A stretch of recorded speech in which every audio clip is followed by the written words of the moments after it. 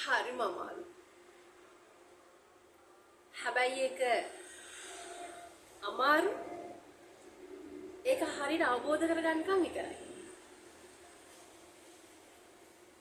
හරියට වටහා ගන්නකම් ලයිෆ් එක කියන්නේ මොකක්ද කොහොමද ඒක ෆේස් කරන්න ඕනේ කියලා අවබෝධ ගන්නකම් විතරයි ඒක අමාරු.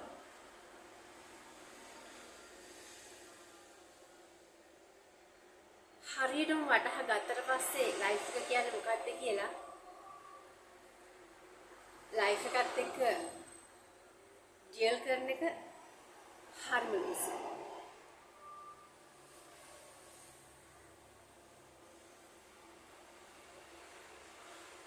ඉවසීමෙන් ඉස්සරහට යන්න. හැම දෙයක් ගැනම සර්ව සාධාරණව හිතන්න පුරුදු වෙන්න.